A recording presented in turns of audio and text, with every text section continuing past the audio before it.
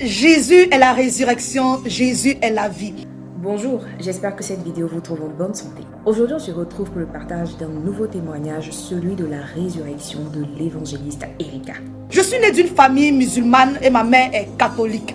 Donc depuis petite, nous avons fêté la fête de Tabaski, Ramadan, Noël, la Pâque. Donc nous avons grandi œcuménique. Et quand j'ai grandi, je ne savais pas quelle religion réellement pratiquer. Est-ce la religion de mon père ou la religion de ma mère? J'étais un peu tiraillée entre les deux côtés. Et je cherchais en moi la vérité. Où était la vérité? Et à plusieurs reprises, je corrigeais même des chrétiens. Ils disaient, mais pourquoi vous dites que Jésus est Dieu? Jésus n'est pas Dieu. Qu'il se faisait baptiser. Il y a une voix qui s'est fait entendre du ciel. A dit, celui-ci est mon fils bien-aimé en qui j'ai mis toute mon affection. Donc si vous dites qu'il est Dieu, qui parlait en haut là-bas? J'étais très confuse. Donc quand j'ai eu le bac, j'étais orientée à l'université de Cocody. Je suis arrivée à Abidjan. J'étais chez ma soeur. Avec mon petit frère avec lequel j'étais très proche. On était chez notre soeur. Et il a commencé, souvent j'étais invitée dans des églises évangéliques. J'ai commencé à aller souvent, rarement à l'église. Et malgré ça, mon cœur n'était pas entier à Christ. Et je demandais à Dieu de se révéler à moi. Je demandais la vérité. Je parlais à Dieu. Donc les prières de 13 heures dans l'islam, je les avais remplacées par mes propres prières. Donc chaque 13 heures, je priais. J'ai eu un problème de dents, je suis allée à l'hôpital, on m'avait arraché la dent. Et le lendemain matin, tout allait bien. J'étais là avec mon petit frère, tout allait merveilleusement bien. Notre soeur était allée au travail, elle était enseignante.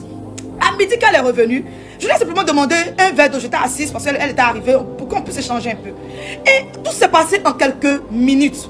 Quand je lui ai demandé le verre d'eau, elle m'a donné le verre d'eau. Quand j'ai commencé, j'ai attrapé le verre. Subitement, le verre pesait dans ma main. C'est comme si le verre commençait à peser des tonnes dans ma main. Au point où je ne pouvais plus attraper le verre. J'ai commencé à me sentir faible. Et j'ai lâché le verre d'eau. Sans savoir que c'était la qui était là. C'est eux maintenant qui m'ont rapporté après comment c'est que cela s'était passé. Ils m'ont dit que j'étais tombée, j'ai lâché le verre. J'ai commencé à durcir. J'ai commencé à trembler. Et ma soeur commençait à crier de l'aide. Notre voisine qui était infirmière est venue. Voyant que j'étais en train de partir, en train de mourir. La langue même était déjà passée et je bavais. La salive sortait de partout. Et elle a demandé à ma soeur qu'on me prenne rapidement pour m'envoyer dans une clinique. Voilà, la plus proche. Elle savait que j'avais rendu l'âme. Mon petit frère disait qu'avec le vigile, quand les gars m'avaient soulevé pour me faire descendre des escaliers, puisqu'on était à l'étage, je pesais alors que j'étais mince. Mais je pesais, ils m'ont mis dans le taxi, ils m'ont envoyé à la clinique. Quand je suis arrivée là, ils m'ont gardé là-bas. Et 2 heures après, on leur avait annoncé que j'étais décédée aux environs de 14 heures. Mais pendant ce temps, je vous dis que la c'est comme un sommeil. Pendant ce temps, mes prières de 13 heures que je faisais là, de l'islam là, que je pratiquais et j'avais remplacé ça en des prières neutres. Je me suis vue dans un endroit, mais c'était comme j'étais sur une piste. Il y avait des zèbres à gauche, à droite, mais ces zèbres là, en réalité, je ne les ai jamais vus. Et c'était comme il y avait un véhicule qui venait. Je ne vois pas le véhicule, mais je voyais la lumière. Plus le véhicule s'approchait de moi, plus la lumière grandissait. Plus la lumière grandissait.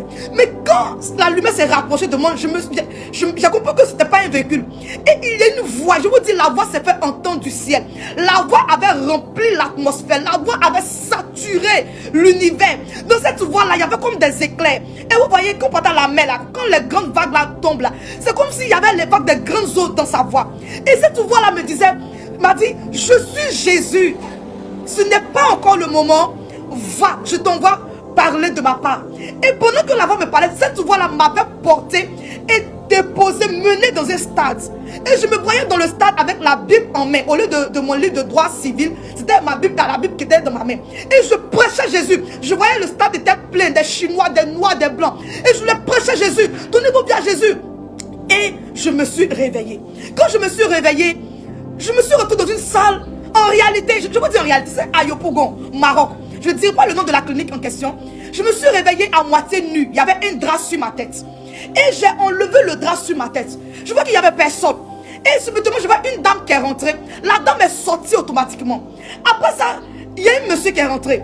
Il est sorti automatiquement. Et il y a un autre papa, je l'ai vu, qui avait porté les blousons des médecins là.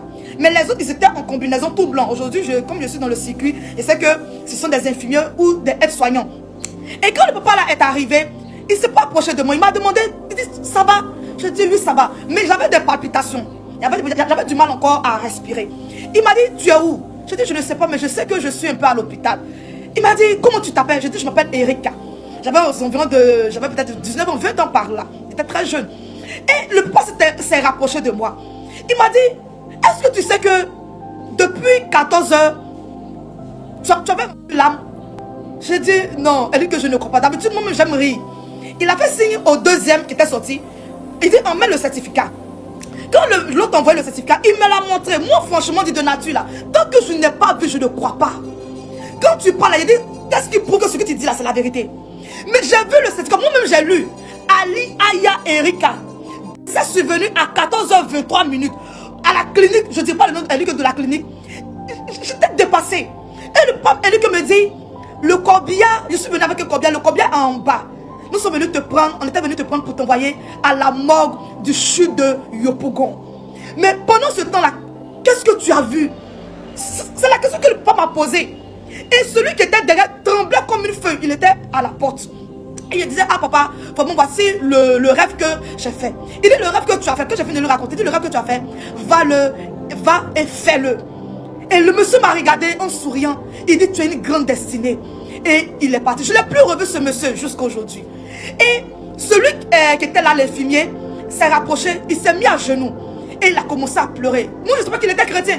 Il disait à Dieu, papa, il te demande pardon pour tous mes péchés. Aujourd'hui, je me te donne réellement ma vie. Quand il s'est levé, il a dit, demoiselle, vous étiez morte. Vous êtes revenue à la vie. Que vous habitez où? J'ai dit à Yopougon, Maroc. J'ai donné même le quartier Canaries. Il m'a dit, est-ce que je peux passer après, avant de sortir à la maison, pour aller échanger avec vous? Il a dit, il n'y a pas de souci. Il dit, votre soeur et votre petit frère sont en bas. Ils ont pleuré depuis 14 heures. Toute votre famille a été alertée. On ira leur annoncer que vous êtes revenus à la vie. Le monsieur pleurait et le médecin avait demandé de me mettre encore, voilà, elle lui que les perfusions. Donc il a changé de main, ils m'ont mis d'autres perfusions. Et j'ai commencé à bien respirer. Et c'est là qu'ils sont allés annoncer à mon petit frère, à ma soeur, que j'étais revenu à la vie, qu'il pouvait monter. Ça, je vais laisser ce côté-là. Mais je vous dirais que Jésus n'est pas seulement la vie, il est la résurrection. Jésus est au-delà de ce qu'on pense. Quand nous prions, nous crions à Dieu. Quand l'être humain cherche Dieu, Seigneur fait ça. Et quand Dieu décide de se souvenir de l'homme, ça s'appelle Jésus. Jésus veut dire Dieu sauve. Jésus n'est pas un être humain. Jésus est Dieu. La voix que j'ai entendue pendant qu'on m'avait déclaré morte, cette voix, c'est pas la voix d'un homme. C'est pas la voix d'un être humain. C'est la voix de Dieu. D'autres ils ont vu Jésus. Moi, je ne l'ai pas vu. J'ai simplement entendu sa voix. C'est pas un être humain. Jésus est réel. C'est pourquoi si tu regardes cette vidéo, je te le dis et je te l'annonce, que peu importe ce qui est mort dans ta vie, de la même manière qu'il m'a ramené à la vie, le Seigneur te redonnera tout ce que tu as perdu. Ta destinée sera ramenée à la vie. Invoque-moi au jour de la détresse et je te répondrai. Je t'annoncerai de grandes choses, des choses cachées que tu ne connais pas. Jérémie 33, le verset 3. Dieu se révèle à nous lorsqu'on le cherche sincèrement. J'espère que ce témoignage vous aura béni. N'hésitez pas à le partager à quelqu'un qui aura besoin de l'entendre pour être édifié. Que Dieu vous bénisse.